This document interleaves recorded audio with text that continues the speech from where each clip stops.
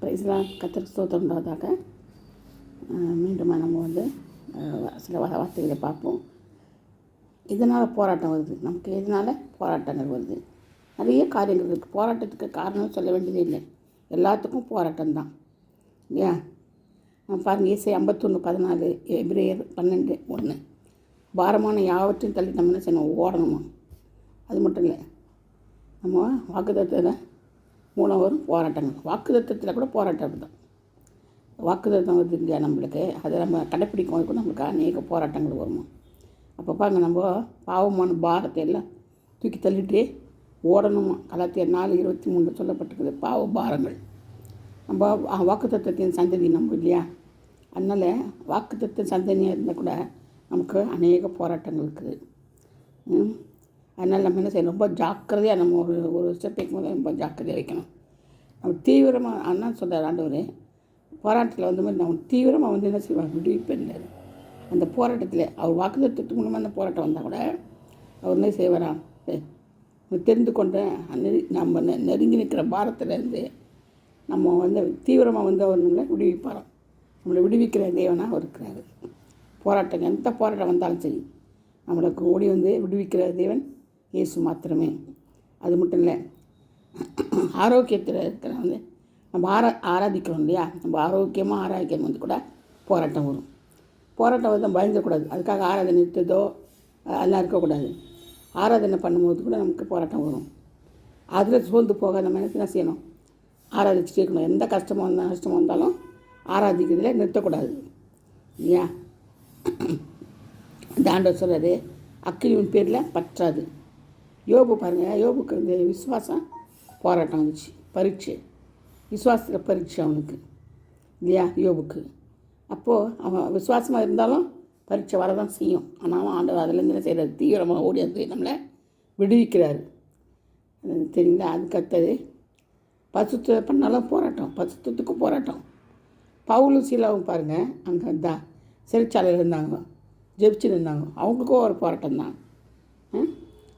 அது மட்டும் இல்லை, தாவீது போராட்டம்னா அவன் பெற்ற அபிஷேகத்தினால போராட்டம் தாவீதுக்கு. ஏன்னு சொல்லுங்கள்? சவுலை அந்த மியூசிக் வாசித்து விடுதலையாக்குனான் இல்லையா, ஆண்டவர் விடுதலையாக்குறார் இல்லையா, அதனால் அவனுக்கு போராட்டம். அவன் யுத்தத்துக்கு போயிருந்தானே, அவன் கொண்டது 1000 கொண்டது சுட்டு சொல்கிறாங்களே, அவன் 1000 இவன் 2000 அப்படி பேசுகிறாங்களே, அதுவும் எவ்வளோ செஞ்சாலும் என்ன செய்யும்? என்ன காரியம் பண்ணாலும் போராட்டம் தான் வாழ்க்கையில். எல்லாவற்றிலிருந்தும் ஆண்டவர் சரி நம்ம தீவிரமாக ஓடி தீவிரமாக நம்மளை விடுதலையாக்குறாரு. நான் பயப்படக்கூடாது. சோதனை வருது, போராட்டம் வந்துச்சுன்னு விட்டு ஓடி போயிடலாம், ஆண்டவர் விட்டு ஓடிடலாம்னா ஓடக்கூடாது. அந்த போராட்டத்தில் என்ன செய்யணும்? ஜெயிக்கணும். அபிஷேகத்துலேயும் போராட்டம் ஜெயிக்கிறான் இல்லையா? தாவீதே ஜெயிக்கிறான். அது மாதிரி தான் பவுலுக்கு பாருங்கள், 195 சவுக்கடி கொடுத்தாங்க. 36 மணி நேரத்தில் 195 சவுக்கடி அவனுக்கு. எப்படி இருக்கும் பாருங்கள், ஊழியம் எப்படி இருந்துச்சு? பயங்கரமாக இருந்துச்சு பார்த்தீங்களா? அது மாதிரி தான் எவ்வளோ அடித்தாலும் பண்ணாலும் அதுலேருந்து என்ன செய்யணும்? ஸ்ட்ராங்காக நிற்கணும், ஓடக்கூடாது. அதனால் நம்ம அபிஷேகத்தை என்ன செய்யணும்? காத்துக்கொள்ளணும். அது போல் தான் தீர்க்க தரிசனத்தில் தீர்க்க தரிசனங்களுக்கு போராட்டம். தீர்க்க தரிசனம் சொன்னாலும் போராட்டம் தான். அது போராட்டம் இல்லாமல் இருக்காது. எந்த காரியத்திட்டாலும் ஆண்டுடைய காரியம் நம்ம இருக்கும்போது கத்திரக்காரன் நிற்கும்போது நம்ம போராட்டம் வரும். அதெல்லாம் உதறி தள்ளிட்டு நம்ம செய்யணும், போய்கிட்டே திரும்பி பார்க்கக்கூடாது. அது மட்டும் யோசேப்புக்கு போராட்டம் வந்துச்சு பாருங்கள். யோசேப்பு இப்போ சுத்தமாக தானே இருந்தான், அவன் போய் அவர்கிட்ட மாட்டிக்கிட்டான் இல்லையா, பார்வோன் அவர்கிட்ட ராணிக்கிட்ட. அப்போ சும்மாவே பண்ணுறான், அவனை பாவத்துக்கு உட்படுத்துறதுக்கு போகிறான். அதுலேயும் போராட்டம். நல்லா இருந்தாலும் அவனுக்கு போராட்டம். ஆண்டவரோட இருந்தான், உத்தமனாக இருந்தான், எல்லாமே இருந்தால், கத்தர் அவனோட இருந்தார், அதுலேயே போராட்டம். பார்த்திங்களா எப்படி? அவனோட கத்திருந்து கூட போராட்டம் வரதான் செய்யும். ஆனால் அதுக்காக அவன் என்ன செய்ய சொந்து போல தன்னுடைய துணியை விட்டுட்டு என்ன செய்யலாம், இதை விட்டுட்டு ஓடி வரான். அவன் மேலே இந்த அங்கசத்தை விட்டு ஓடி வரான் பயத்தில். அப்போ பாருங்கள், அவன் எவ்வளோ ஆண்டவருக்கு பயந்து ஜீவிக்கிறான். பாவம் செய்யாதபடி அவன் என்ன செய்கிறான்? பாவத்துக்கு அஞ்சு வெளியே ஓடியாந்துடுறான். அப்படி தான் இருக்கணும். நம்ம வசனம் என்ன செய்யணும்? நம்ம புடம் விடணும், வசனம் புடம் விடணும். நம்ம எல்லா காரியத்துலேயும் போராட்டம் இருக்கணும். எல்லா காரியத்திலையும் போராட்டம்.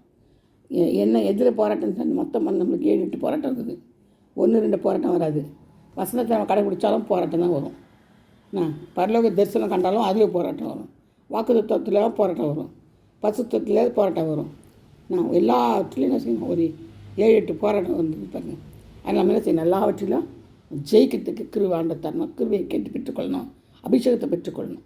அண்ணன் தான் மொத்தமாக செத்தா ஆண்டவர் நம்ம கூட இருந்தால் போராட்டத்துலேருந்து நமக்கு ஜெயம் கிடைக்கும். ஜெயிச்சு நம்ம செய்ய முடியும். ஆண்டவர் தீவிரமாக வந்து எனக்கு விடுதலை ஆக்குங்கப்பா. இந்த போராட்டத்தில் நம்ம வந்து ஜெபிக்கணும். கர்த்தர் இந்த வாக்குகளை ஆசீர்வதிப்பாராக. நம்ம சோர்ந்து போகவே கூடாது. ஆனால் சொப்பனம் வந்தால் கூட நம்ம போராட்டம் வரும் சொப்பனத்தின் மூலமாக இல்லையா? அதனால் எல்லா காரியத்திலையும் நம்ம என்ன செய்யணும், விடுதலை ஆகணும்னா கர்த்தர் மாத்திரம்தான். கர்த்தர் இந்த வார்த்தைகளை ஆசீர்வதிப்பாராக. ஆமென். ஹல்லேலூயா. Praise the Lord. God bless you all. Thank you.